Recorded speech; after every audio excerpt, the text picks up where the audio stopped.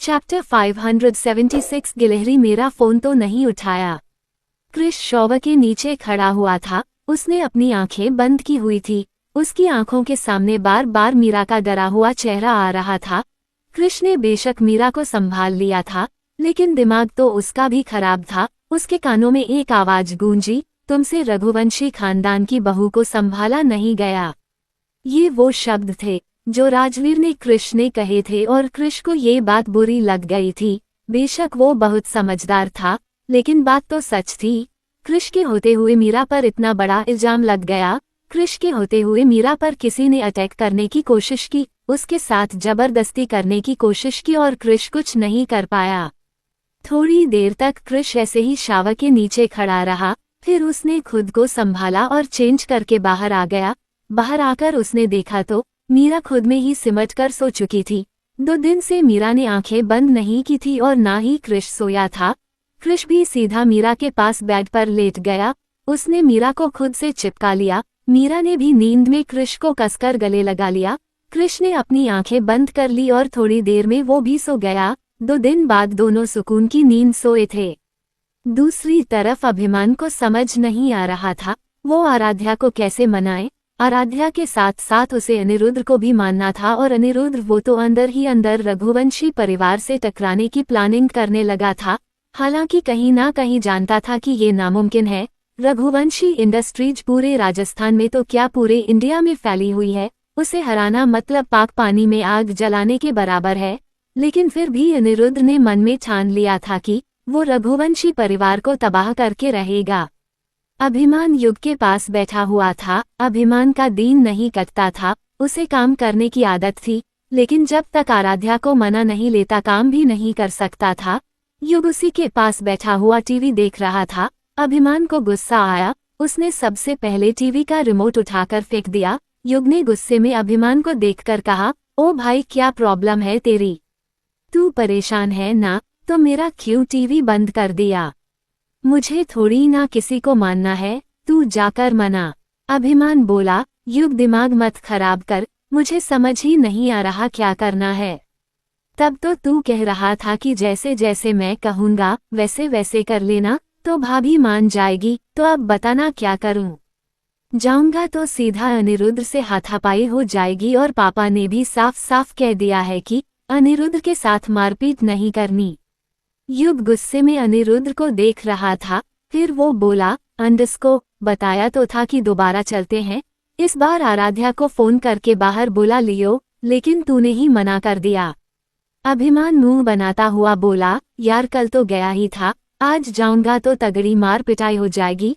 पता नहीं क्यों अनिरुद्ध हाथ उठाता है तो मुझसे कंट्रोल नहीं होता, मन करता है उसकी बत्ती सी तोड़ दूं। युग ने भी एक्टिंग करते हुए कहा, मन करता है उसकी बत्ती सी तोड़ दूं। अनिरुद्ध का भी मन करता होगा कि अभिमान की बत्ती सी तोड़ दूं, क्योंकि अभिमान की गलती ज्यादा थी। अभिमान ने गुस्से में युग को देखा। युग अपनी जगह से खड़ा हुआ, ब्रिज के पास गया और 2 बियर की बोतल लेकर आया। उसने एक बियर की बोतल अभिमान को पकड़ाई और दूसरी खुद लेकर बैठ गया। दोनों ही भाई बियर पीने लगे। युग बोला, कोई और ऑप्शन नहीं है। जब तक आराध्या भाभी के पास नहीं जाएगा तब तक माफी कैसे मिलेगी? तुझे क्या लगता है जो कांड तूने किए हैं उसके चलते माफी अपने आप चलकर तेरे पास आ जाएगी? भाई नहीं आएगी, बिल्कुल नहीं आएगी, तुझे ही जाना पड़ेगा। अभिमान एक बियर पी चुका था, उसके अंदर थोड़ी सी हिम्मत आई। उसने बियर की बोतल टेबल पर रखी और खड़ा होकर बोला, चल यार आज फिर चलते हैं, कोई ना कोई सॉल्यूशन तो जरूर निकलेगा। इतना कहकर उसने युग की तरफ नहीं देखा और सीधा बाहर आ गया। बाहर आकर उसने पीछे पलटकर युग को देखते हुए कहा, आजा युग, आज आराध्या से मिलकर ही आएंगे, चाहे कुछ भी हो जाए।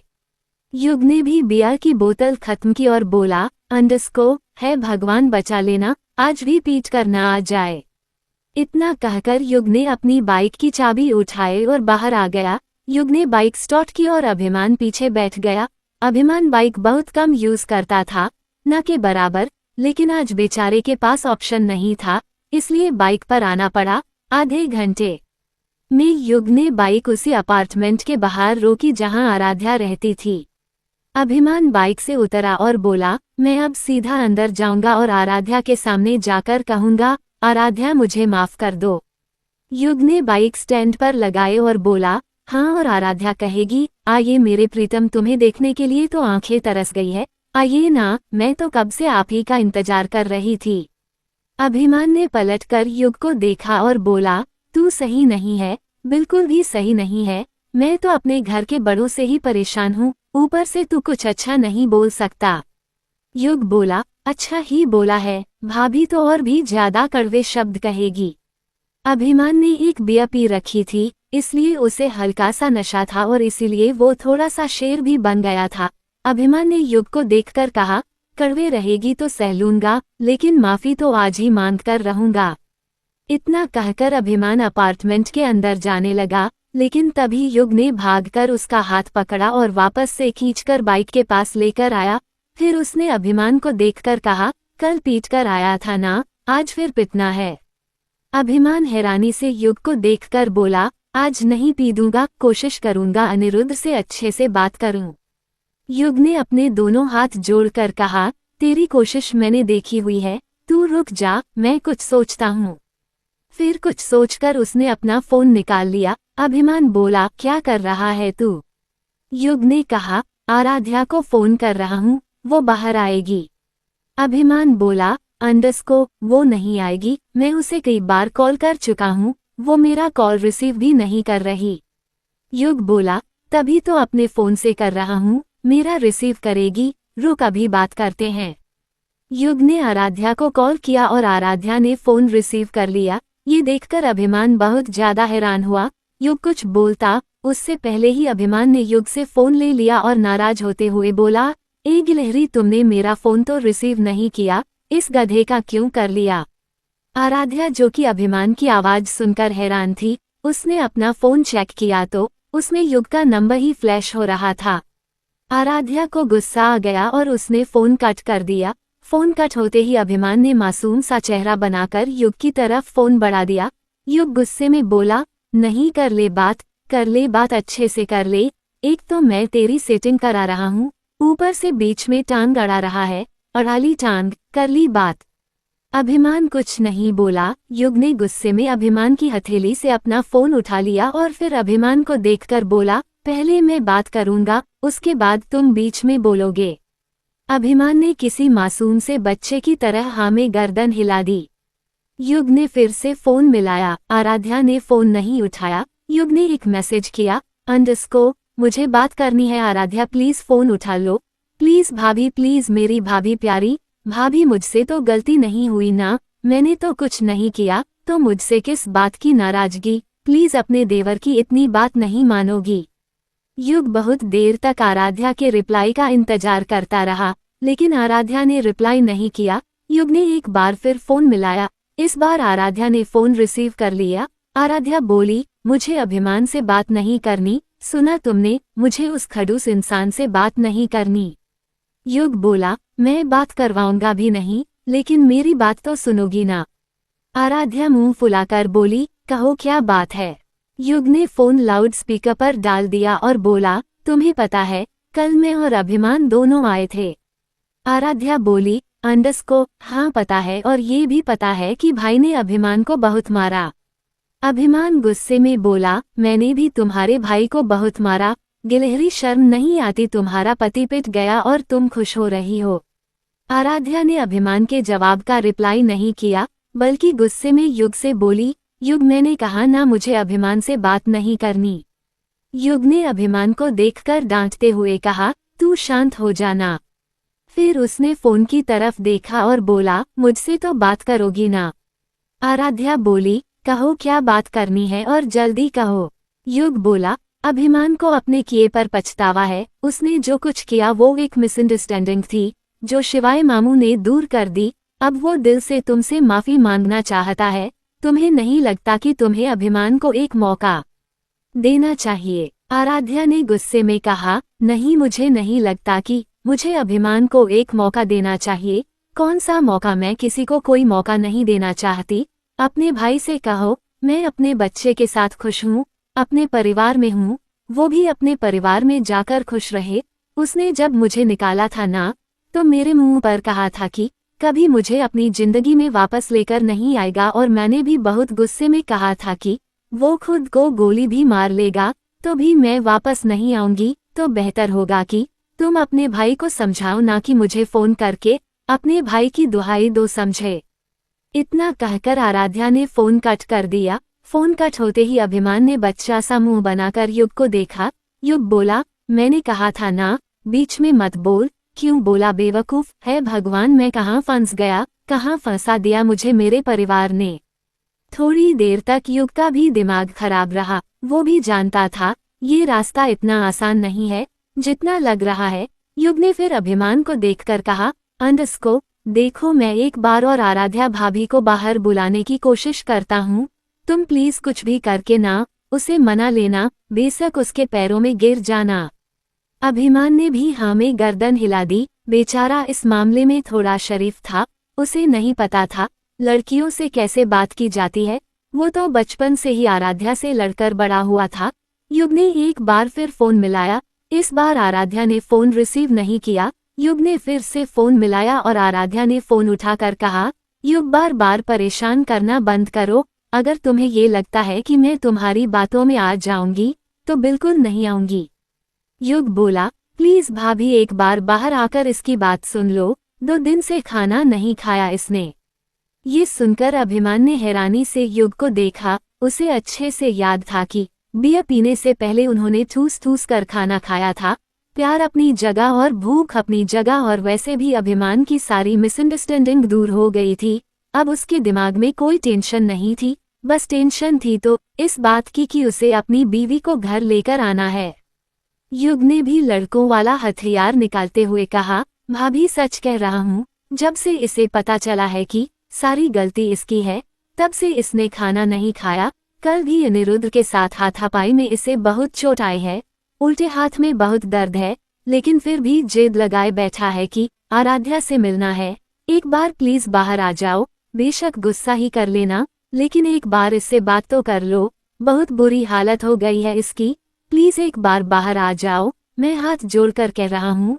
तुम्हें याद है शादी के वक्त जब बड़ी माँ ने एक रस्म के वक्त कहा था कि देवर भाभी से कुछ भी मांग लेता है, और तब मैंने कहा था कि आराध्या कभी वक्त आएगा तो मांग लूंगा। आज मांगता हूँ, प्लीज एक बार मिलने आ जाओ, मेरी एक बार बात मान लो। मैं जानता हूँ इसने बहुत गलत किया, एक बार आ जाओ, बेशक इसे डांट कर ही चली जाना, प्लीज आ जाओ। कुछ सोचकर आराध्या बालकनी में आई। उसने बालकनी से अभिमान और युग को देखा तो युग ने हाथ जोड़ लिए, अभिमान ऐसे ही खड़ा रहा। युग ने अभिमान को कोहनी मारी तो अभिमान ने भी झट से हाथ जोड़ लिए। आराध्या ने फोन कट कर दिया। वो कमरे में बेचैनी से चक्कर लगाने लगी। बाहर नहीं जाना चाहती थी, अपने भाई के खिलाफ नहीं होना चाहती थी, लेकिन कहीं ना कहीं उसका मन बेचैन हो गया ये सुनकर कि अभिमान ने 2 दिन से खाना नहीं खाया। आखिर था तो उसी का पति, और अभिमान को तो आराध्या से शायद ठीक से प्यार भी नहीं था, लेकिन आराध्या तो करती थी, बहुत प्यार करती थी। 577 अभिमान और आराध्या की मुलाकात। आराध्या को अब थोड़ी सी टेंशन होने लगी। पहले तो उसे यकीन ही नहीं आया कि अभिमान ने 2 दिन तक खाना नहीं खाया, लेकिन जिस तरीके से युग गिड़गिड़ा रहा था उसे हिसाब से तो लग रहा था कि शायद अभिमान ने सच में खाना नहीं खाया। आराध्या अपने कमरे में चक्कर लगाने लगी। इतने में युग का फिर से फोन आया। आराध्या ने फोन रिसीव नहीं किया। युग ने फिर से फोन किया। आराध्या ने इस बार फोन रिसीव करके कहा, जैसे आए हो वैसे ही चले जाओ, मुझे किसी से नहीं मिलना, किसी से भी नहीं। युग भरे गले से एक्टिंग करता हुआ बोला, ऐसा मत कहो भाभी, प्लीज ऐसा मत कहो। उसे अपने किए पर पछतावा है। उसे मिसअंडरस्टैंडिंग हो गई थी, किसी ने इसे भड़का दिया था, किसी ने आपके खिलाफ सबूत दिखाए थे, जिस वजह से इसने ये सब कर दिया, पर इसे अब अपने किए पर पछतावा है। प्लीज एक बार आकर मिल लो, वादा करता हूँ दोबारा परेशान नहीं करेगा। प्लीज एक बार आकर मिल लो, प्लीज भाभी अपने देवर की इतनी बात नहीं मानोगी। इतना तो मेरा और तुम्हारा रिश्ता है ना, बचपन से साथ में ही खेल कूद कर बड़े हुए हैं। याद है एक बार मैंने अपने केक का आधा हिस्सा भी तुम्हें खिला दिया था। आराध्या को याद नहीं था, वो तो कितनी बार मेंशन गई थी। हो सकता है बचपन में कभी युग ने उसे अपने केक का आधा हिस्सा खिलाया हो। युग को ही कौन सा याद था उसने भी हवा में तीर मारा था। ये सोचकर कि अगर वो ऐसे इमोशनल बात करेगा तो आराध्या एक बार तो अभिमान से मिलने के लिए तैयार हो जाएगी। कुछ सोचकर आराध्या बोली, अंडरस्को, ठीक है आ रही हूँ, लेकिन ये मत समझना कि अभिमान को माफ कर दूंगी, मर जाऊंगी लेकिन अभिमान को माफ नहीं करूंगी। युग और ज्यादा एक्टिंग करते हुए बोला, ऐसा मत कहो भाभी, मरे आपके दुश्मन, बस एक बार मिलने आ जाओ वरना अभिमान जरूर मर जाएगा। आराध्या को आप गुस्सा आ रहा था, वो अभिमान की शक्ल भी नहीं देखना चाहती थी। जब जब उसका जिक्र होता था तब तब उसे वो रात याद आती थी जब अभिमान ने उसे इंसल्ट करके घर से निकाल दिया था। लेकिन कहीं ना कहीं उसे उम्मीद भी थी कि अभिमान की मिसअंडरस्टैंडिंग जब दूर होगी तो वो पक्का उसे लेने आएगा, या कह सकते हैं उसके दिल को पता था कि अभिमान वापस जरूर आएगा। और अब जब आ गया था तो आराध्या का दिल बेचैन हो गया। उसे समझ नहीं आ रहा था वो क्या करे। कुछ सोचकर आराध्या ने फोन कट किया और अपने कमरे से निकलकर हॉल में आए। अनिरुद्ध अभी तक आया नहीं था, शायद यही सही टाइम था अभिमान से मिलकर आने का।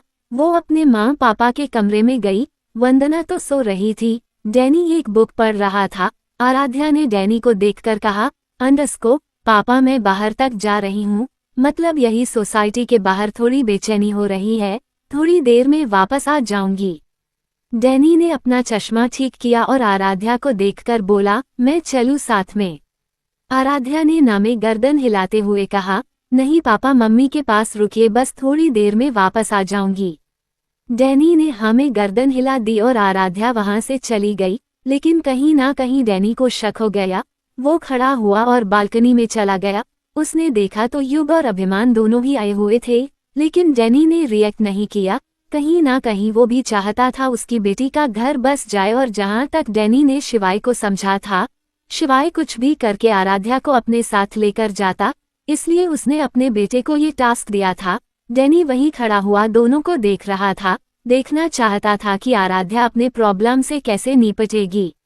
आराध्या अपने फ्लैट से निकलकर लिफ्ट से होती हुई अपार्टमेंट के पार्किंग एरिया में आ गई। उसकी मन बाहर जाने का नहीं कर रहा था या फिर एक बार अभिमान को देखने का कर रहा था। उसके दिल में अजीब सी हलचल हो रही थी, हाँ भी था और ना भी था। उसे समझ नहीं आ रहा था वो अभिमान को कैसे फेस करेगी। गुस्सा तो उसे बहुत आ रहा था, लेकिन प्रेगनेंसी की वजह से मूड स्विंग भी होता था। उसकी आंखों में हल्का सा पानी आ गया। एक बार फिर से वो रात याद आ गई जब अभिमान ने उसे मेंशन से निकाला था। वो कुछ देर तक पार्किंग एरिया में ही खड़ी रही। उसने एक बार फिर खुद को संभाल लिया। इतने में फिर से उसका फोन वाइब्रेट हुआ। आराध्या ने इस बार फोन कट कर दिया और अपने आंसू पोंछकर गुस्से में बाहर आई। बाहर आकर उसने देखा तो अभिमान और युग दोनों ही बाइक के पास खड़े हुए थे। दोनों ने ही हाथ जोड़े हुए थे। आराध्या गुस्से में दोनों को देख रही थी। अभिमान की नजरें आराध्या पर ही टिक गई। बहुत कमजोर हो गई थी आराध्या। अभी तो कुछ दिन ही हुए थे, थोड़ा थोड़ा पेट भी दिखने लगा था। पता चलता था कि आराध्या प्रेग्नेंट है। अभिमान को इस वक्त खुद पर बहुत गुस्सा आ रहा था। उसे शिवाय के कहे हुए शब्द याद आ रहे थे, अंडरस्को, कि एक रात खुद को रोक लेता तो शायद सुबह तक उसे सच्चाई पता चल जाती। लेकिन अभिमान ने सब कुछ खराब कर दिया। आराध्या गुस्से में थी, कहीं ना कहीं उसकी आंखें लाल हो रही थी। ऐसा लग रहा था कि अभी रो देगी, लेकिन उसने अपने आप को कंट्रोल कर लिया। आराध्या कुछ बोल नहीं रही थी, बस गुस्से में अभिमान को देखे जा रही थी और अभिमान बेबस नजरों से आराध्या को। अभिमान कुछ बोलने का हुआ उससे पहले ही आराध्या ने उसे हाथ दिखाकर रोकते हुए कहा, अंडरस्को, ये मत कहना कि तुम माफी मांगने आए हो, ये भी मत कहना कि मुझे ले जाने आए हो, ये भी मत कहना कि मेरे पेट में तुम्हारा बच्चा है, ये भी मत कहना कि तुम्हें अपने किए पर पछतावा है। मुझे ये सब नहीं सुनना। युग को मैंने वादा किया था कि फ्यूचर में वो मुझसे जो मांगेगा मैं दूंगी, और इसलिए मैं युग के कहने पर यहाँ तक आ गई, वरना मेरा तुम्हारा कोई वास्ता नहीं। मैं तुम्हें नहीं जानती और जानना भी नहीं चाहती। मेरे लिए तुम उसी रात अजनबी हो गए थे जिस रात तुमने मुझे मेंशन से निकाला था। जब मेंशन से निकाल ही दिया था, जब मुझे अपनी जिंदगी से निकाल ही दिया था, तो यहाँ क्या करने आए हो बताओ मुझे, क्या करने आए हो? दिल नहीं भरा? अभी भी मुझे परेशान करना है? अभी भी मेरी फैमिली को डिस्टर्ब करना है? क्यों आए हो यहाँ? अभिमान कुछ नहीं बोला, उसके पास बोलने के लिए कुछ था ही नहीं। कुछ देर तक आराध्या को ही देखता रहा। जब मेंशन में रहती थी तो खुश रहती थी, चेहरे पर रौनक रहती थी, लेकिन जब से अपने घर आई थी उसके चेहरे की रौनक तो कहीं उड़ ही गई थी। आराध्या ने फिर युग को देखकर कहा, तुमने बुलाया था, मैं आ गई, अब जा रही हूँ और आगे से फोन मत करना, नहीं तो मुझसे बुरा कोई नहीं होगा। इतना कहकर वो जैसे ही पलटी वैसे ही अभिमान बोला, गिलहरी माफी मांगने आया हूँ। आराध्या के बढ़ते कदम रुक गए। उसने अपनी आंखें बंद की और एक आंसू उसकी आंख से बह गया और इतने में ही बिजली कड़कड़ाने लगी। आराध्या ने पलटकर अभिमान को देखा और बोली, किस मुंह से माफी मांगने आए हो? थोड़ी भी खुददारी नहीं है? याद है तुमने मुझे क्या कहकर घर से निकाला था, या दोबारा याद दिलाऊं? बेशर्मी की हद होती है अभिमान रघुवंशी, लेकिन तुम्हारी नहीं है। इससे पहले कि मेरा गुस्सा तुम पर फूट जाए, चले जाओ यहाँ से और समझ लेना आराध्या मर गई, हमेशा हमेशा के लिए मर गई। तुम्हारी जिंदगी में कोई आराध्या ही नहीं थी। इतना कहकर आराध्या फिर से पलटकर जाने लगी और तभी अभिमान एक दर्द भरी आवाज में बोला, मेरी आराध्या जिंदा है और मैं अपनी आराध्या को साथ लेकर जाऊंगा, चाहे उसके लिए मुझे कुछ भी करना पड़े। मैं ऐसे नहीं जाऊंगा। माफी मांगने आया हूँ, अपने किए पर पछता रहा हूँ। जब तक तुम माफ नहीं करोगी तब तक ऐसे ही तुम्हारे घर आता रहूंगा। आराध्या फिर से पलटकर अभिमान को देखकर बोली, सच में अभिमान रघुवंशी, तुम तो बहुत बेशर्म हो। मैंने तो आज से पहले इतना बेशर्म इंसान नहीं देखा जो पहले अपनी बीवी को गाली देकर घर से निकाल दे और उसके बाद मुंह उठाकर उससे माफी मांगने आ जाए। तुम मेरे घर के चक्कर लगाओ या मत लगाओ, मैं तुम्हारे साथ कहीं नहीं जाने वाली। मैं तुम्हें नहीं जानती, समझे तुम? आराध्या जैसे ही जाने को हुई, अभिमान ने आराध्या का हाथ पकड़ लिया और उसे हल्का सा अपनी तरफ घुमाकर उसकी आंखों में देखकर बोला, अंडस्को, माफ कर दो ना आराध्या, मुझे सच में मिसअंडरस्टैंडिंग हो गई थी। मुझे सच में लगा कि तुम्हारा और कार्तिक का कोई रिश्ता है। तुम्हारा नाम जब कार्तिक के साथ जुड़ा तो मैं पागल हो गया। मुझे समझ नहीं आ रहा था कि मुझे कैसे रिएक्ट करना चाहिए। कार्तिक की चिता को आग देकर आया हूँ, अंदर ही अंदर जल रहा था, ऊपर से कार्तिक का नाम तुम्हारे साथ जोड़ना उस आग में घी का काम कर रहा था। प्लीज आराध्या, एक मौका दे दो, प्लीज आराध्या।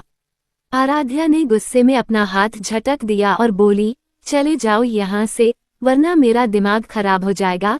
चले जाओ यहाँ से, मैं कोई सीन क्रिएट करना नहीं चाहती और आगे से इस घर की तरफ पलटकर भी मत देखना।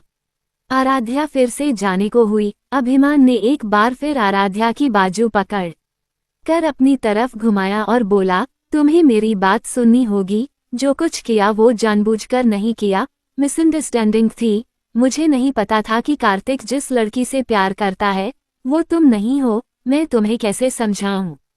आराध्या ने इस बार अभिमान के सीने पर हाथ रखकर उसे धक्का दिया और अभिमान 2 कदम पीछे हट गया और इस बार आराध्या चिल्लाते हुए बोली, अंडस्को, नहीं सुननी मुझे कोई सफाई, बिल्कुल नहीं सुननी। कहा था ना अभिमान रघुवंशी की, मर भी जाओगे तो भी मेंशन वापस नहीं आऊंगी। तुम अपनी बात से पलट सकते हो, लेकिन आराध्या अपनी बात से नहीं पलटती। मैं उस इंसान के साथ अपनी जिंदगी जीने की भी नहीं सोच सकती जिसने मेरे बच्चे को गाली दे दी हो, जिसने खुद के बच्चे को गाली दे दी हो। एक बार नहीं सोचा तुमने कि एक प्रेग्नेंट औरत अपने बच्चे को लेकर कहाँ जाएगी? इतनी भी इंसानियत नहीं थी तुम्हारे अंदर की कम से कम उस रात को तो घर से बाहर ना निकाले। अगर कोई मेरा एक्सीडेंट कर देता या मैं डिप्रेशन में आकर सुसाइड कर लेती, तब क्या करते तुम बताओ मुझे। यही सोचा था ना तुमने कि घर से निकाल दूंगा तो कहीं जाकर मर जाएगी। लेकिन आराध्या इतनी कमजोर नहीं है कि मर जाती जंगी अपने बच्चे के लिए जीऊंगी। लेकिन तुम्हारे जैसे इंसान की शक्ल देखना भी मुझे बर्दाश्त नहीं होगा। चले जाओ यहाँ से, चले जाओ अभिमान, अपनी उस दुनिया में चले जाओ जहाँ सिर्फ तुम हो, जहाँ सिर्फ तुम अपनी सुनते हो, जहाँ सिर्फ तुम अपने आप को प्यार करते हो, जहाँ तुमने अभिमान की दीवारें खड़ी की हुई है। चले जाओ वहीं। इतना कहकर आराध्या वापस से अंदर जाने लगी। अभिमान बोला, मैं कहीं नहीं जाऊंगा, कहीं भी नहीं। और तभी बारिश शुरू होने लगी। अभिमान वहीं खड़ा हुआ था। आराध्या अपार्टमेंट के काफी अंदर तक आ गई थी, जिस वजह से वो बारिश में भीगी नहीं। ना ही उसने पलटकर अभिमान को देखा और चुपचाप वहां से चली गई। जैसे ही वो लिफ्ट के पास आई वैसे ही उसके आंसू गिरने लगे। अपने आप को संभालना आराध्या के लिए बहुत मुश्किल था। एक तो वो प्रेग्नेंट थी, ऊपर से उसकी लाइफ में इतना कुछ हो गया था, मूड भी स्विंग होता था, बॉडी में भी पेन होता था, ठीक से कुछ खाती पीती भी नहीं थी और अब अभिमान का आना उसे और ज्यादा परेशान कर रहा था, या कह सकते हैं कहीं ना कहीं उसे खुशी भी थी कि अभिमान उसे गलत नहीं समझता। लेकिन फिलहाल तो आराध्या का अभिमान को माफ करने का कोई इरादा नहीं था। उसने अपने आंसू पोंछे और लिफ्ट के अंदर चली गई। वहीं बाहर बारिश हो रही थी। अभिमान बारिश में ही खड़ा हुआ था, युग भी वहीं खड़ा हुआ भीग रहा था। उसने अभिमान की बाजू पकड़ी और बोला, चल यार कल फिर आएंगे। अभिमान ने बाजू झटकते हुए कहा, नहीं मैं नहीं जाऊंगा, आराध्या को मुझसे बात करनी होगी। युग बोला, देख मैंने पहले ही कहा था, एक दो अटेम्प्ट में बात नहीं बनेगी, हमें कई बार आना होगा। अभिमान बोला, मैं कहीं नहीं जाने वाला, उसे वापस आकर मुझसे बात करनी होगी। युग भी अब अभिमान की जिद को देख रहा था। उसने फोन लिया और फिर से आराध्या को कॉल किया। आराध्या ने फोन एक बेल में ही उठाकर कहा, पूरी रात भी खड़े रहोगे, तब भी नहीं आऊंगी, कह दो अपने भाई से। इतना कहकर उसने फोन कट कर दिया और युग बिना बात दोनों में पीस गया। चैप्टर 578 गेहूं के साथ घुन भी पिसता है। युग ने एक बार अपने फोन को देखा और एक बार अभिमान को, जो एक टक बस आराध्या के फ्लैट की ओर देख रहा था। उसे वहां डैनी खड़ा हुआ नजर आ रहा था। फिर भी अभिमान पूरे अभिमान के साथ उस फ्लैट की ओर देखता रहा। युग बोला, चल सेकेंड टाइम भी खाली चला गया, कल फिर आएंगे। इतना कहकर उसने अभिमान की बाजू पकड़ी, लेकिन अभिमान ने उसके हाथ को झटकते हुए कहा, नहीं मुझे कहीं नहीं जाना, जब तक आराध्या और नीचे नहीं आएगी, मुझसे ठीक से बात नहीं करेगी, मैं कहीं नहीं जाने वाला। उसे समझना होगा कि मुझे मिसअंडरस्टैंडिंग हुई है, वो ऐसे ही मुझे गुनहगार ठहराकर नहीं जा सकती। उसे समझना चाहिए कि मुझे भड़काया गया था। उसे समझना चाहिए कि मुझे सुभाष के मर्डर के इल्जाम में जेल भिजवाया गया। उसे समझना चाहिए। इतना कहकर वो अब भी कंटिन्यू फ्लैट की तरफ देखे जा रहा था। इस वक्त अभिमान की आंखों में सच में अभिमान था, जैसे अब वो जिद पर आ गया और कुछ भी करके आराध्या को लेकर ही जाएगा। युग ने अपनी हथेली माथे पर मार ली और फिर अपना सिर 2 बार बाइक की सीट पर पटक दिया और फिर अभिमान की बाजू पकड़कर अपनी तरफ घुमाया और बोला, इतना आसान नहीं है, इतनी फिल्में मत देखा कर। फिल्मों में होता है कि लड़का बारिश में खड़ा हुआ और लड़की मान गई, वो नहीं मानेगी भाई। तूने दिल की गहराइयों तक भाभी को हर्ट किया है, तो इतनी जल्दी उम्मीद मत कर कि वो मान जाएगी। और क्या कहा तूने कि उसे समझना चाहिए कि वो तुझे गुनहगार नहीं ठहरा सकती। भाई वो ठहरा नहीं रही, तू गुनहगार है। तूने सच्चाई पता लगाने की कोशिश नहीं की, किसी ने कुछ भी कहा और तूने मान लिया। एक बार अपनी बीवी से ठीक से बैठकर बात करने की कोशिश नहीं की, अपनी बीवी की बात नहीं मानी, लेकिन किसी ने कुछ फेक एविडेंस दे दिए, वो मान लिए। अभिमान ने युग को देखकर कहा, यार तू भैया है या दुश्मन? युग बोला, भाई हूँ, तभी तेरे साथ यहाँ बारिश में भीग रहा हूँ, चल अब नहीं मानेगी वो। दूसरी तरफ आराध्या खुद को संभालती हुई फ्लैट के बाहर खड़ी थी। उसके आंसू रुकने का नाम ही नहीं ले रहे थे। कहीं ना कहीं खुशी थी कि अभिमान को अपनी गलती रियलाइज हुई और वो उसे लेने आया, लेकिन कहीं ना कहीं अभिमान से बहुत ज्यादा गुस्सा थी, जैसे अब पलटकर कभी उसकी तरफ नहीं दिखेगी। पर कहीं ना कहीं उसे इस बात की तसल्ली भी थी कि उसके मन की हो गई। वो यही चाहती थी कि अभिमान आए और उससे माफी मांगे, और अभिमान उसके घर के बाहर खड़ा हुआ था, अपने मन में हजार हलचल लिए। आराध्या ने एक बार खुद को संभाल लिया और दरवाजा खोलकर अंदर चली गई। जैसे ही वो अंदर आई वैसे ही उसकी नजर डैनी पर गई, जो उसे ही देख रहा था। डैनी को देखकर आराध्या खुद को नॉर्मल करते हुए बोली, पापा आप यहाँ कुछ चाहिए? पानी दूध में कुछ दे दूं? डैनी आराध्या के पास आया। उसने आराध्या की बाजू को पकड़ा और बहुत प्यार से लिविंग एरिया में लेकर आया। फिर उसे सोफे पर बिठाकर बोला, यहाँ बैठो, तुमसे बात करनी है। आराध्या हैरानी से डैनी को देख रही थी। कहीं ना कहीं समझ भी गई थी कि शायद उसके पापा ने बालकनी में खड़े होकर सब कुछ देख लिया। आराध्या की आंखों से आंसू बहाने वालों पर अगले ही पल डैनी ने अपनी बेटी को सीने से लगा लिया और फिर उसके बालों को सहलाते हुए बोला, अंडस्को रो क्यों रही हो? अब तो तुम्हें रोना नहीं चाहिए, रोने का तो कोई मतलब ही नहीं है, बल्कि तुम्हें तो खुश होना चाहिए। आराध्या डैनी को देखकर सुबकते हुए बोली, क्या कह रहे हो पापा, खुश क्यों रहूंगी, क्या वजह है मेरे पास खुश रहने की? इतना सब कुछ बिखर गया और आप कह रहे हैं खुश हो जाऊं। डैनी ने अपनी बेटी की आंखों से आंसू साफ किया और बोला, तुम्हें खुशी इसीलिए होना चाहिए क्योंकि तुम अपने पति से जीत गई। आराध्या हैरानी से डैनी को देख रही थी, उसे कुछ समझ नहीं आ रहा था। उसने अपने दिमाग में इतना प्रेशर डाल लिया था कि उसके दिमाग ने तो जैसे काम करना ही बंद कर दिया था। डैनी ने अपनी बेटी के चेहरे को अपने हाथों में भरा और बहुत प्यार से बोला, ये तुम्हारी जीत ही तो है कि अभिमान नीचे खड़ा हुआ है। क्या तुम नहीं चाहती थी कि अभिमान वापस आकर तुमसे माफी मांगे? सच सच बताना आराध्या, अपने पापा से झूठ मत बोलना। आराध्या ने नम आंखों से हल्की सी हाँ में गर्दन हिला दी। डैनी ने एक बार फिर अपनी बेटी को गले लगा लिया और उसके कमर को हल्का हल्का सहलाते हुए बोला, तो फिर तुम्हारी पहली जीत तुम्हें मुबारक हो। मैं तुमसे नहीं कहूंगा कि अभिमान को माफ कर दो, लेकिन तुम्हारी आंखों में आंसू भी नहीं देखना चाहता। तुम जीत गई बेटा और तुम्हें अपनी जीत सेलिब्रेट करनी चाहिए। अभिमान को लगाने दो चक्कर, जितनी बार यहाँ चक्कर लगाएगा उतनी बार तुम्हारी जीत होगी। ये सुनकर आराध्या के चेहरे पर हल्की सी मुस्कुराहट थी। डैनी ने बहुत प्यार से कहा, अंडरस्को that's like a good girl, तुम बस अपनी जीत को सेलिब्रेट करो, रोने का तो कोई मतलब ही नहीं बनता। तुम तो बिना लड़े जीत गई, अब तुम्हें जितना परेशान करना है अभिमान को कर लो। आराध्या हल्की सी मुस्कुरा कर बोली, अंडरस्को पापा मैं उसके साथ नहीं जाऊंगी। डैनी बोला, बिल्कुल मत जाना, मेरी बेटी क्या फालतू है जो मैं किसी भी एरे गैरे के साथ अपनी बेटी को भेज दूं। आराध्या इस बार थोड़ा सा धीरे से बोली, एरा गैरा नहीं है, रघुवंशी खानदान का बेटा है।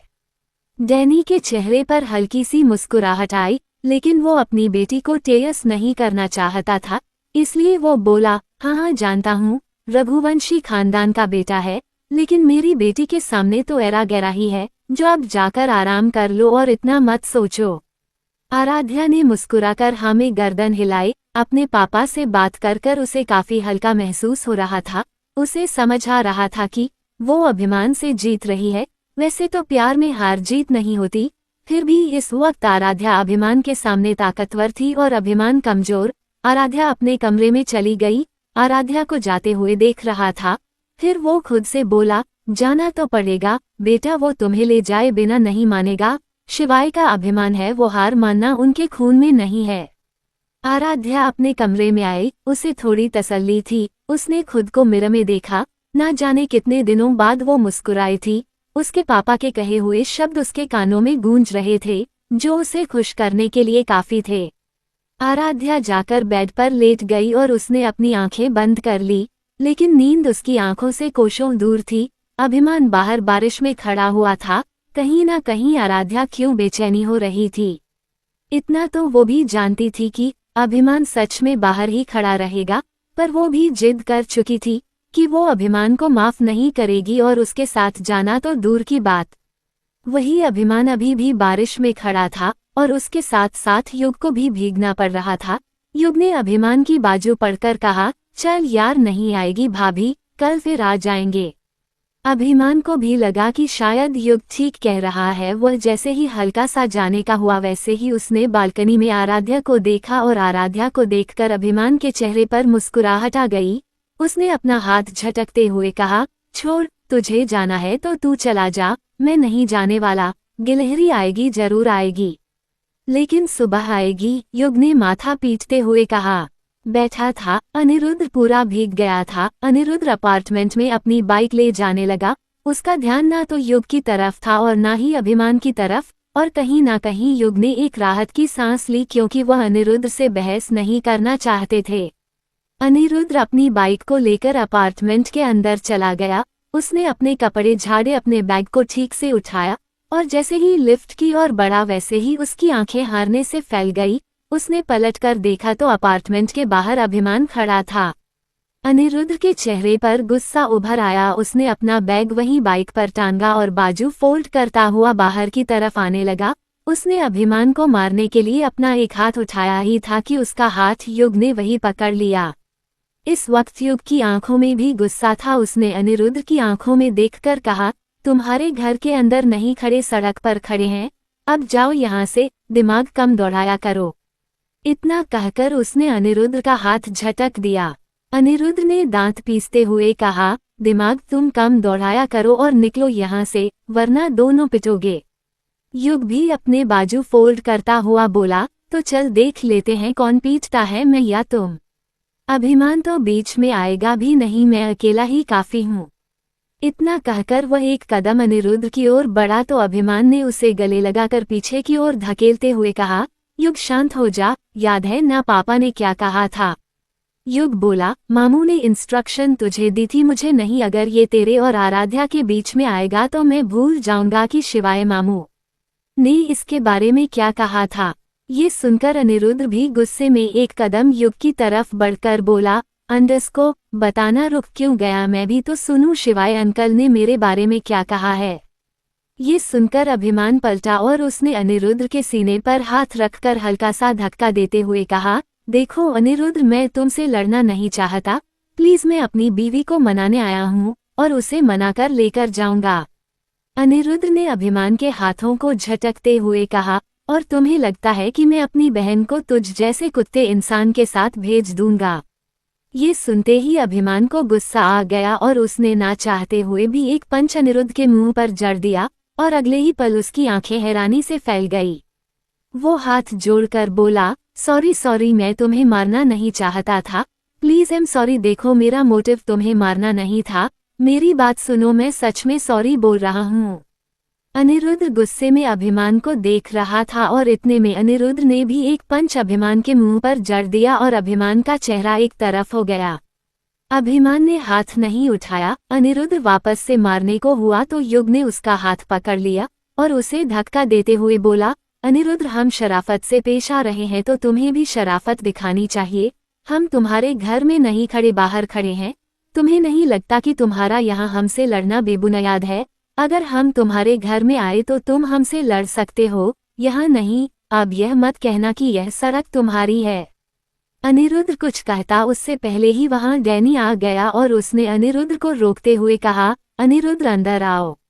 अनिरुद्ध ने पलटकर देखा तो डैनी अपार्टमेंट के अंदर खड़ा था। चैप्टर 579 तुम अभिमान और आराध्या के बीच मत आओ। अपने पापा की बात सुनकर अनिरुद्ध ने अभिमान को गुस्से में देखा और फिर पलटकर अपार्टमेंट के अंदर चला गया। अपार्टमेंट के अंदर जाते ही डैनी ने अनिरुद्ध की बाजू पकड़ी और उसे अंदर खींचता हुआ गुस्से में बोला, अंडस्को, ये क्या बदतमीजी है? अब कोई आएगा तो तुम उस पर हाथ उठाओगे।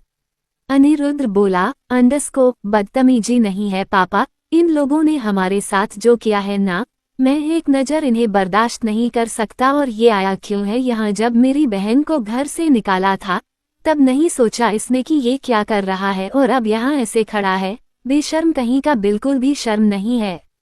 इतना कहकर अनिरुद्ध लिफ्ट की तरफ जाने लगा। पीछे पीछे डैनी भी चला गया।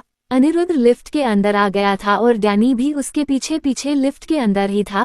अनिरुद्ध ने गुस्से में हल्का सा मुक्का लिफ्ट के बटन में मारा। डैनी भी गुस्से में बोला, ये क्या बदतमीजी है अनिरुद्ध, ये क्या कर रहे हो तुम? अनिरुद्ध बोला, वो यहाँ आया क्यों? इस बार डैनी ने खुद को नॉर्मल करते हुए कहा, अपनी बीवी से मिलने आया है, अपनी बीवी से माफी मांगने आया है, उसे ले जाने आया है, उसे अपनी गलती का एहसास है। ये सुनकर अनिरुद्ध गुस्से में डैनी को देखने लगा और फिर बोला, अंडस्को, पापा वो आपको बेवकूफ बना सकता है, मुझे नहीं। और तभी लिफ्ट का दरवाजा खुल गया और अनिरुद्ध लिफ्ट से बाहर चला गया और अपने फ्लैट की ओर जाने लगा। वो अपने फ्लैट के दरवाजे को खोलता उससे पहले ही डैनी ने उसकी बाजू पकड़कर अपनी तरफ घुमाया और बोला, तुम पागल हो गए हो? वो पागल नहीं है, तुम नहीं जानते शिवाय को मैं जानता हूँ और उस लड़के में शिवाय का खून है। वो कुछ भी करेगा लेकिन आराध्या को मनाकर अपने साथ मेंशन लेकर जाएगा। अनिरुद्ध बोला, तो मैं भी आपसे कहता हूँ कि मैं अपनी बहन को उसे कमीने के साथ नहीं भेजूंगा। डैनी ने अनिरुद्ध को समझाते हुए कहा, मेरी बात सुनो बेटे, ये डिसीजन लेने का हक बस आराध्या को है। अनिरुद्ध बोला, और मैं अपनी बहन का डिसीजन जानता हूँ, वो इसके साथ नहीं जाएगी। ये सुनकर डैनी बोला, अंडरस्को, क्यों नहीं जाएगी? तुम्हें कैसे पता उसके मन में क्या चल रहा है? हो सकता है वो ये इंतजार कर रही हो कि कब अभिमान आए और उससे माफी मांगे। अनिरुद्ध बोला, मैं जानता हूँ। डैनी ने कहा, कैसे पता, बताओ मुझे। ऐसी कौन सी दिव्य शक्ति तुम्हारे पास है जो अपनी बहन की मन की बात जान लेते हो? तुम्हें कुछ नहीं पता, लेकिन तुम्हारे मन की बात मैं जानता हूँ। अनिरुद्ध हैरानी से डैनी को देखने लगा और बोला, आप मेरे मन की बात जानते हैं? पापा क्या जानते हैं आप? अनिरुद्ध बोला, तो जो मैं तुमसे पूछूंगा उसका सही सही जवाब दोगे। अनिरुद्ध हैरानी से अपने पापा को देखने लगा। वो अपने पापा के चेहरे को पढ़ने की कोशिश कर रहा था, लेकिन डैनी को पढ़ना इतना आसान नहीं था। अनिरुद्ध बोला, मैं कुछ समझा नहीं। डैनी ने कहा, मैं बस इतना कह रहा हूँ, अगर मैं तुमसे कुछ पूछूंगा उसका सही सही जवाब दोगे? अनिरुद्ध ने धीरे से कहा, हाँ सही जवाब दूंगा। ये सुनते ही डैनी ने अनिरुद्ध का हाथ उठाकर अपने सिर पर रखा और बोला, क्या तुम्हें इंतजार नहीं कि कब तुम अपनी शिवांगी से मिलो? ये सुनते ही अनिरुद्ध के चेहरे के रंग बदल गए। बेशक उसने गुस्से में किसी को कुछ भी कहा हो, लेकिन दिल के किसी कोने में ये तो उम्मीद थी कि वो वापस अपनी शिवांगी के पास जाएगा, अपनी तितली के पास जाएगा और उससे शादी करके यहाँ ले आएगा। अनिरुद्ध अपना हाथ खींचने लगा, लेकिन डैनी ने अनिरुद्ध का हाथ नहीं छोड़ा और बोला, क्या हुआ, तुम्हारे पास इस सवाल का जवाब नहीं? क्यों नहीं है तुम्हारे पास इस सवाल का जवाब? तुम तो सारे रिश्ते तोड़कर आ गए ना, तो बताओ अब क्यों शिवांगी तुम्हारे दिल में बैठी है? बताओ मुझे। नहीं बता सकते ना? मैं तुम्हें धर्म संकट में डालूंगा भी नहीं। इतना कहकर डैनी ने अनिरुद्ध का हाथ झटक दिया और फिर उसकी आंखों में देखकर बोला, आराध्या जाना चाहती है या नहीं जाना चाहती ये फैसला बस आराध्या का होगा, तुम्हारा नहीं होगा, समझे? तुम कुछ फैसला दिमाग से नहीं दिल से लिए जाते हैं। जिस तरह तुम्हारे दिल में शिवांगी के लिए एक जगह है, बिल्कुल वैसे ही आराध्या के दिल में भी अभिमान के लिए जगह है। तुम्हारी तो शिवांगी से शादी भी नहीं हुई, लेकिन आराध्या की हो गई। वो उसकी पत्नी है और पत्नी होने के नाते उसके अपने कुछ अरमान है।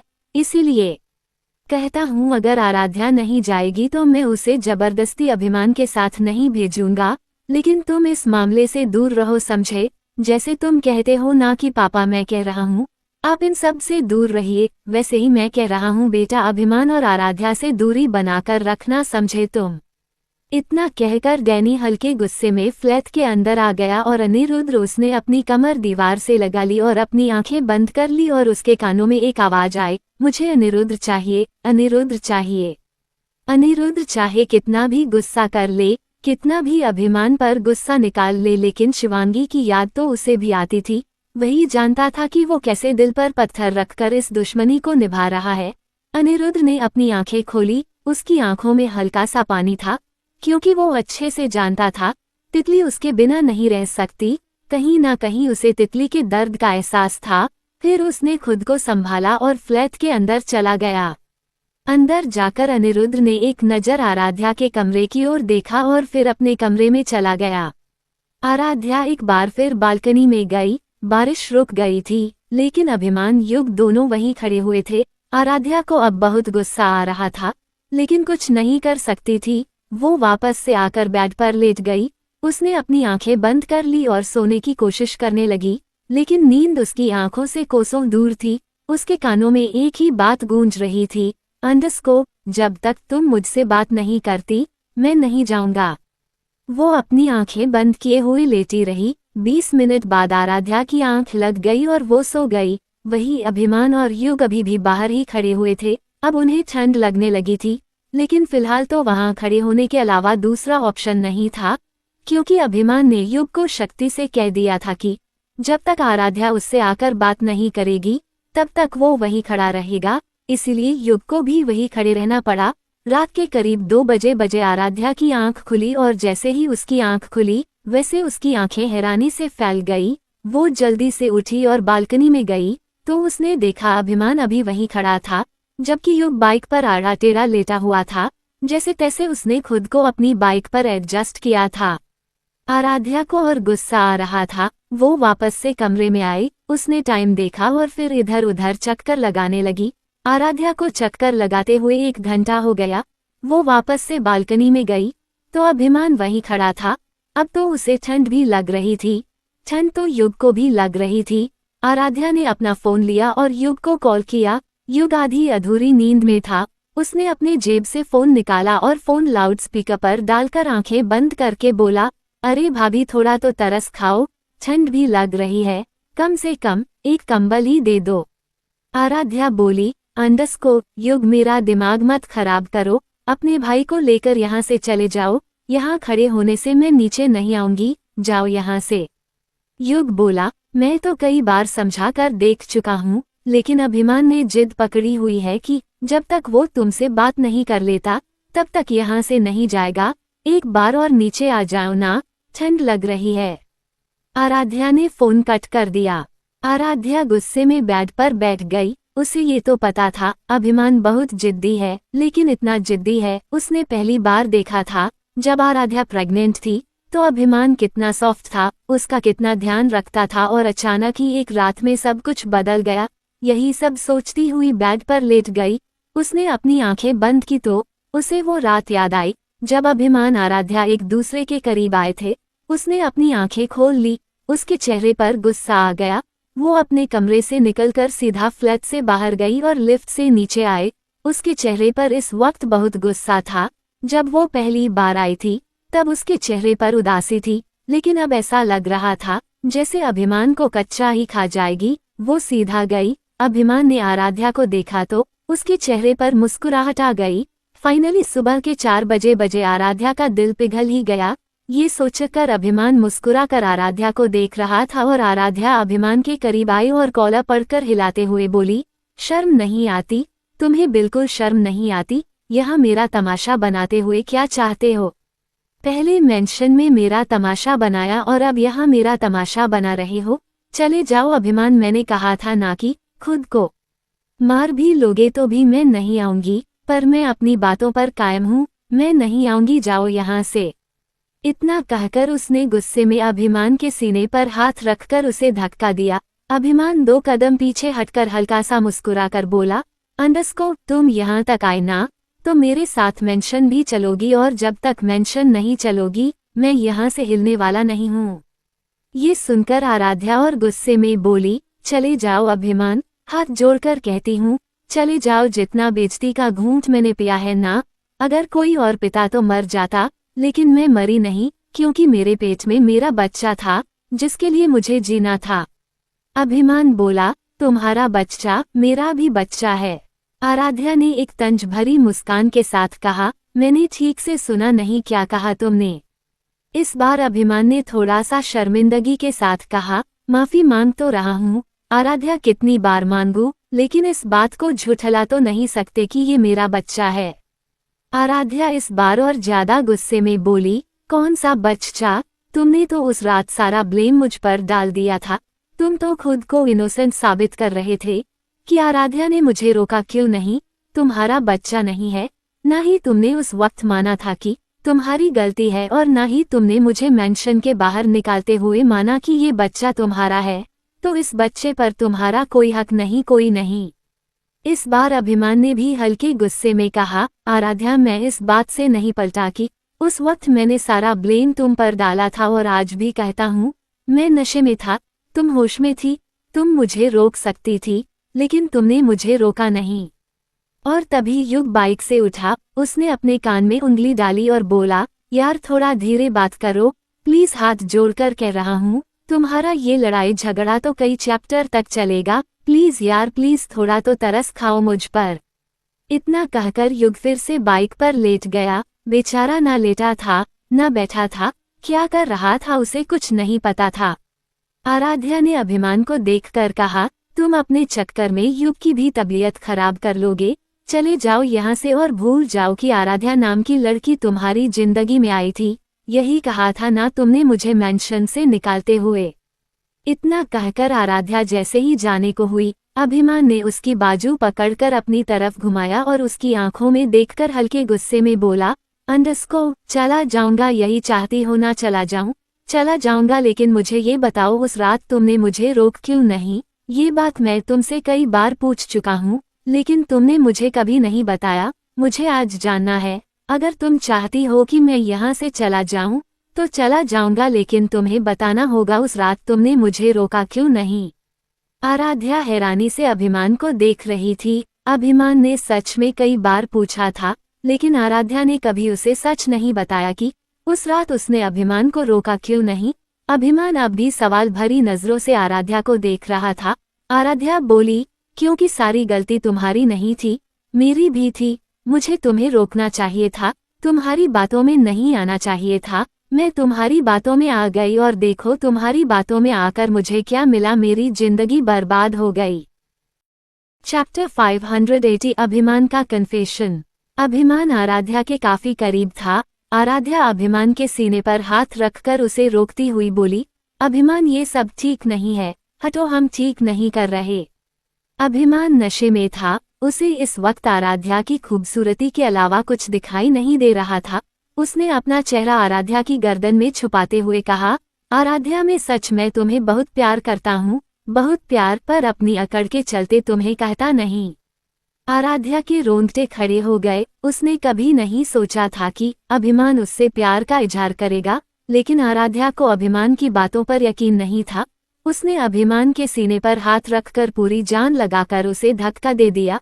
अभिमान बैठकर दूसरी तरफ गिर गया और आराध्या अपनी साड़ी संभालती हुई दरवाजे की तरफ तेज कदमों से बढ़ने लगी, लेकिन उससे पहले ही अभिमान ने आराध्या की कलाई पकड़कर अपनी तरफ खींच लिया और आराध्या अभिमान के सीने से जा लगी। आराध्या अभिमान को दूर करने लगी, लेकिन अभिमान ने अपनी पकड़ कसते हुए कहा, आई लव यू आराध्या, मैं सच कह रहा हूँ, मैं तुम्हें बहुत प्यार करता हूँ।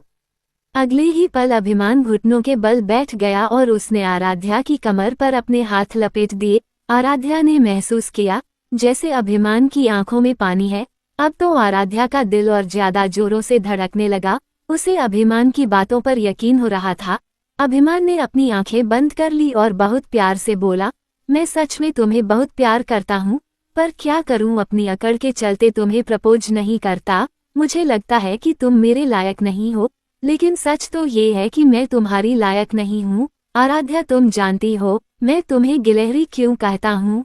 क्योंकि तुम बिल्कुल गिलहरी जैसी हो, उतनी ही प्यारी, उतनी ही अच्छी, उतनी ही चंचल गिलहरी। सच में आराध्या, बहुत प्यार करता हूँ। आराध्या के हाथ अपने आप ही अभिमान के बालों में चले गए और वो अभिमान के बालों को सहलाते हुए बोली, अभिमान कोई प्रॉब्लम है, बताओ मुझे क्या हुआ।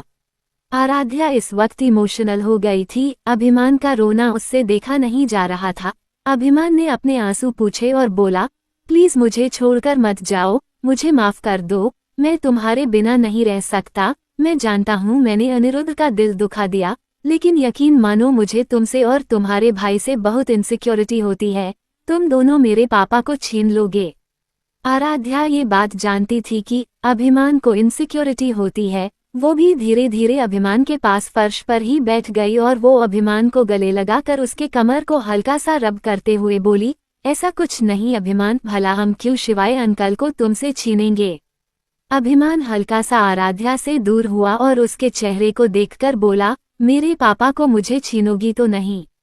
आराध्या न में गर्दन हिलाई। अभिमान ने अपना चेहरा आराध्या की गर्दन में छुपा लिया। आराध्या थोड़ा सा अनकंफर्टेबल हुई तो अभिमान बोला, प्लीज आराध्या, मेरे प्यार को एक्सेप्ट कर लो ना, मैं तुम्हें बहुत प्यार करता हूँ। आराध्या अभिमान के चेहरे को देख रही थी। ऐसा लग रहा था कि वो सच बोल रहा है, या हो सकता है सच ही बोल रहा हो। वैसे भी कहते हैं नशे में इंसान झूठ नहीं बोलता। इतने में अभिमान बोला, गिलहरी, सच कह रहा हूँ, मैं तुम्हें बहुत प्यार करता हूँ, बस कहता नहीं। मुझे लगता है मेरा एटीट्यूड हट हो जाएगा, इसलिए नहीं कहा था। यकीन मानो तुम्हारे अलावा मेरे दिमाग में किसी दूसरी लड़की का ख्याल ही नहीं आता। किसी और से शादी करने के बारे में तो मैं सोच भी नहीं सकता। मुझसे शादी करोगी आराध्या? आराध्या हैरानी से अभिमान को देख रही थी। अभिमान ने अपनी जेब में से एक चेन निकाली जिसमें गिलहरी लिखा हुआ था। आराध्या हैरान हो गई। उसे यकीन नहीं हो रहा था कि अभिमान सच बोल रहा है। सच में अभिमान ने जब से होश संभाला था, उसके जहन में आराध्या ही बैठ गई थी। उसने सबसे छुपाकर आराध्या के लिए एक चैन भी बनवाई जिस पर गिलहरी लिखा हुआ था। अभिमान ने वो चैन आराध्या के हाथ में रखते हुए कहा, मेरे और तुम्हारे रिश्ते का पहला गिफ्ट। आराध्या उस चैन को देखने लगी। उसे लग रहा था जैसे वो कोई सपना देख रही है। अभिमान जब होश में होता था तो उससे बस लड़ता था, तो आज इतने प्यार से कैसे बात कर रहा है। यही सब सोचकर आराध्या की हैरान होने की सीमा पार कर चुकी थी। वो भी आंखें फाड़े अभिमान को देख रही थी। अभिमान ने आराध्या को अपने करीब किया और उसके माथे को चूमकर बोला, अंडस्को, ऐसे मत देखो गिलहरी, सच में तुम्हें बहुत प्यार करता हूँ, यकीन नहीं आता ना। आराध्या ने हल्की सी ना में गर्दन हिलाई। अभिमान उठा और लड़खड़ाते कदमों से अपने कपबोर्ड के पास गया और उसमें से एक बॉक्स निकाल कर लाया और उस बॉक्स को आराध्या के सामने रखता हुआ बोला, ये देखो, तुम जो सामान मेंशन में छोड़कर जाती हो उसे मैं अच्छे से उठाकर रख लेता हूँ। इतना कहकर उसने बॉक्स खोला और आराध्या ने उस बॉक्स के अंदर देखा तो उसकी आंखें और ज्यादा हैरानी से फैल गई। उसमें सच में आराध्या की छोटी छोटी चीज रखी थी। उसकी हेयर क्लिप, उसकी छोटी सी डॉल, उसकी स्कूटी की चाबी। उसे याद आया कि एक बार उसकी स्कूटी की चाबी खो गई थी, वो मेंशन में ही थी और अभिमान ने उसे उठाकर रख लिया और आराध्या ने दूसरी चाबी बनवाने के लिए अनिरुद्ध से कहा था। अभिमान ने नशे में उसमें से एक छोटा सा टॉय उठाया और आराध्या की तरफ बढ़ाते हुए बोला, तुम जानती हो ये वही तो है जो पापा सबके लिए लेकर आए थे। उन्होंने तुम्हें और अनिरुद्ध को भी दिया था। तुम इसे यही छोड़ गई थी, मैंने उठाकर रख लिया उस वक्त, लेकिन तुम तो हमेशा मुझसे लड़ती हो। आराध्या अभी भी आंखें फाड़े अभिमान को देख रही थी। अभिमान का ये साइड तो उसने कभी नहीं देखा था। उसे नहीं पता था कि अभिमान इतना सॉफ्ट है। अभिमान एक एक करके उनमें से सारी चीज आराध्या को दिखाने लगा। उसमें आराध्या का दुपट्टा भी था। अभिमान ने वो दुपट्टा अपने हाथ पर लपेटा और उसकी खुशबू लेते हुए वहीं जमीन पर लेट गया। उसने अपना सिर आराध्या की गोद में रख लिया और आंखें बंद करके बोला, आराध्या, सच कहता हूँ, जब से होश संभाला है तुम्हारे अलावा कुछ दिखाई नहीं देता। मैंने कई बार खुद को रोकने की कोशिश की, लेकिन ये दिल मानता ही नहीं। यहाँ तक कि एक दो बार किसी लड़की से दोस्ती करने की कोशिश भी की, लेकिन तुम्हारी यादें जहन से निकलती नहीं है। आराध्या की आंखों में पानी आ गया। अभिमान नशे में अपने प्यार का इजहार कर रहा था, वो भी प्रूफ के साथ, और आराध्या इमोशनल हो गई। उसने अपनी आंखें बंद की तो उसकी आंखों से एक आंसू अभिमान के गाल पर गिरा। अभिमान ने अगले ही पल अपनी आंखें खोली और आराध्या को देखकर नशे में बोला, तुम रो क्यों रही हो? देखो यार, मैं तुम्हें बहुत रुलाता हूँ, मुझे पता है मैं तुम्हें बहुत रुलाता हूँ, हमेशा रुलाता हूँ, पर क्या करूँ, मेरे अंदर बहुत गुस्सा है, पर ना चाहते हुए भी वो गुस्सा तुम पर उतर जाता है। इतना कहकर उसने आराध्या को गले लगा लिया। आराध्या इमोशनल हो चुकी थी। अभिमान ने अपना चेहरा आराध्या की गर्दन में छुपा लिया और इस बार आराध्या ने अभिमान को रोकने की कोशिश नहीं की। धीरे धीरे दोनों एक दूसरे में खोने लगे। आराध्या ने अभिमान को नहीं रोका, ये सोचकर कि सुबह अभिमान होश में उसे प्रपोज करेगा और सबसे उससे शादी करने की बात कहेगा। ये बात तो आराध्या जानती थी कि अगर अभिमान ने उससे शादी करने की इच्छा जताई तो घर में किसी को शादी से प्रॉब्लम नहीं होगी, क्योंकि सब आराध्या को मेंशन में बहुत प्यार करते थे। इसलिए आराध्या भी अभिमान के प्यार में खोती चली गई और थोड़ी ही देर में दोनों के बीच की दूरी खत्म हो गई।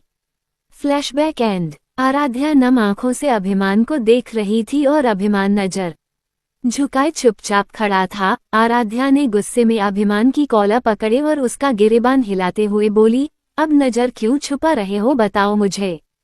सुबह जब तुमने मुझ पर इल्जाम लगाया तो मैं अंदर ही अंदर टूट गई। मुझे यकीन नहीं आ रहा था कि जिस अभिमान के साथ मैंने रात बिताई है वो अभिमान सुबह उठते ही पलट जाएगा। अगर तुम मुझे बहुत पहले से प्यार करते हो तो कभी कहा क्यों नहीं? जब तुमने शादी के लिए कहा तब मुझे थोड़ी तसल्ली हुई कि शायद अब मेरे और तुम्हारे बीच में सब कुछ ठीक हो जाएगा। लेकिन तुमने शादी के 4 महीने में भी तुमने एक बार अपने दिल की बात नहीं कही। कभी कभी तो लगता था कि मैंने कोई बुरा सपना देखा, लेकिन सपना नहीं था। तुमने मुझे प्रपोज किया था, तुमने अपने दिल की बात मुझे बताई थी। मेरे छोटे छोटे गिफ्ट तुमने उस बॉक्स में उठा कर रखे थे, यहाँ तक कि मुझे गिलहरी नाम की चैन भी दी थी। लेकिन सुबह उठते ही तुम पलट गए, सुबह उठते ही तुम पहले वाले अभिमान बन गए। कितने बड़े झूठे थे तुम। आज तक भी तुमने मुझे होश में एक बार भी अपने दिल की बात नहीं बताए। हमेशा ये जताते रहे कि तुम इस रिश्ते को मजबूरी में निभा रहे हो, इस रिश्ते को इसलिए निभा रहे हो क्योंकि मैं प्रेग्नेंट हूँ और मैं भी उम्मीद लगाए बैठी रही, लेकिन मेरी उम्मीद टूटने में तुमने ज्यादा वक्त नहीं लगाया, मुझे मेंशन से निकाल दिया और अब यहाँ आकर खड़े हो गए एक बेशर्म इंसान की तरह। कहते हुए आराध्या की आंखों से आंसू बहने लगे और उसने अभिमान को झटक दिया।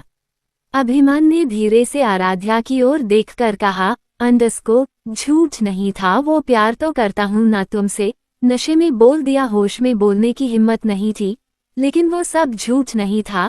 मुझे सच में याद नहीं कि मैंने नशे में तुम्हें क्या कहा, लेकिन सच है मैंने तुम्हारी हर चीज उठाकर रखी है, तुम्हारे नाम की चैन भी बनवाई है। मुझे होश नहीं था, लेकिन तुम तो बोल सकती थी, तुम तो बता सकती थी कि मैंने नशे में क्या किया।